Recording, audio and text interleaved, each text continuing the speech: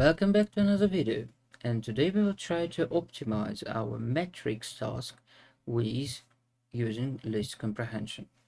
If you want to know what a list comprehension is and why should we do it, I've explained it more thoroughly in the previous video, which probably will not be included into this playlist.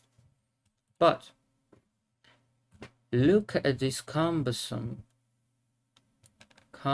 program. Oh, now look. That is cumbersome program. It has so many lines. It has so many cycles and so many lists. Sounds like the best place for using list comprehension. And look at the result. The program works exactly the same. Literally exactly the same. We just altered the way we form our matrices and the way we form our final result.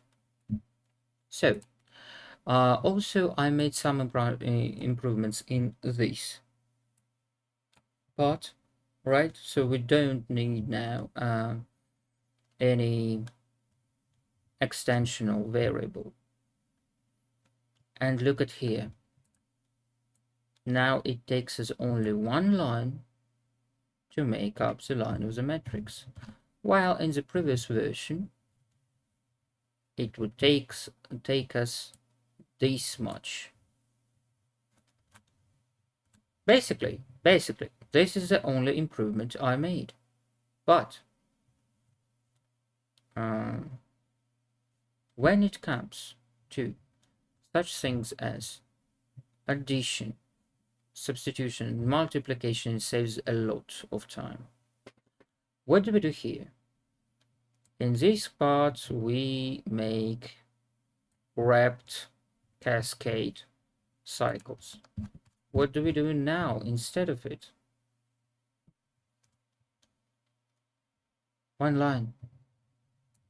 We can wrap each matrix in just one simple line. But how did I do it? First of all, let me just check if I did it. Okay, yes, I did it. I did it. That's not the first attempt. And the most terrifying and draining part was with multiplication, right? So let's now practice our comprehension. So we need a final result. We need to leave our check as it is now. And basically we're going to rewrite our code, so you don't really need to even understand how it works. You need to rewrite it properly.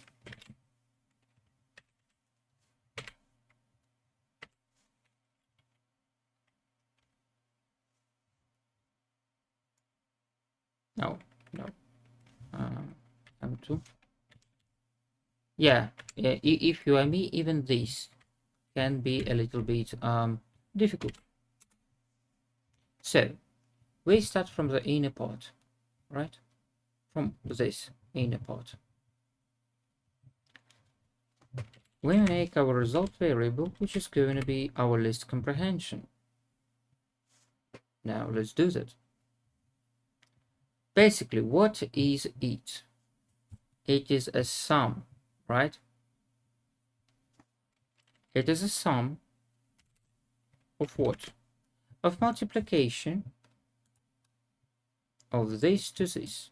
And we do it.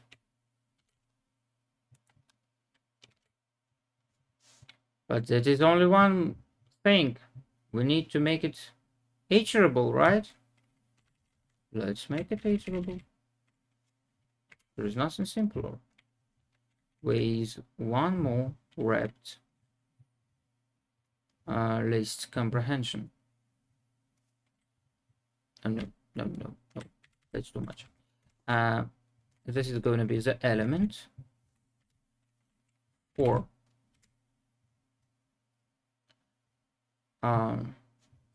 I in range of this, right?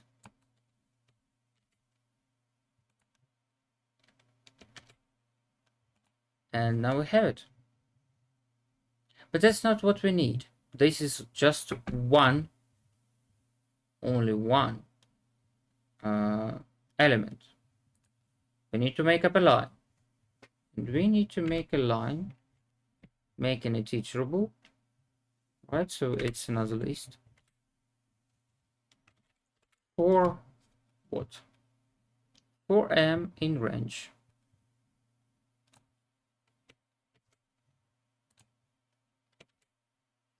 Okay. Now it sounds great, right? Basically, this is our line, so this should be iterable. Now this is our line, so we need to wrap it one more time in here.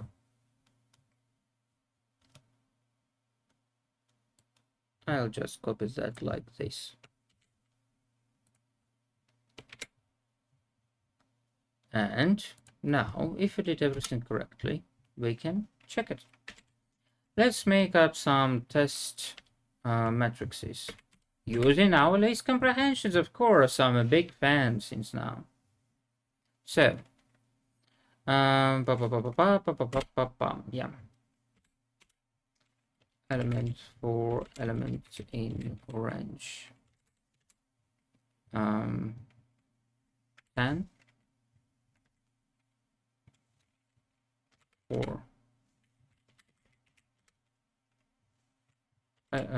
For E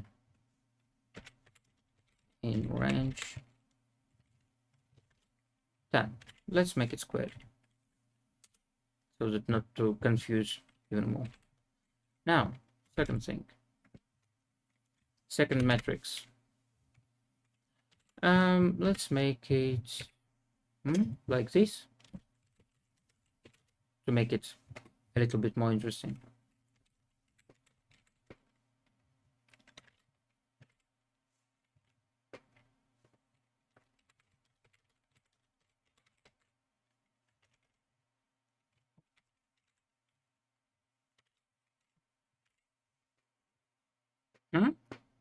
Nice, nice. And we can even do it like this.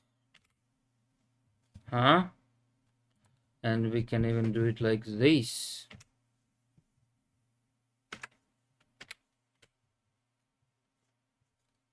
And after all our manipulations, we will just print the result out. So for E in range, length of our result matrix, we will print corresponding element of E list. And here we are.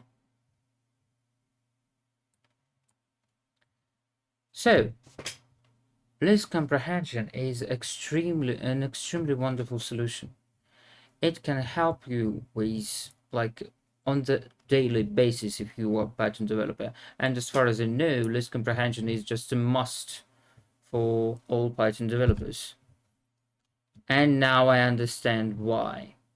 We managed to reduce the length of our program twice as much using list comprehensions.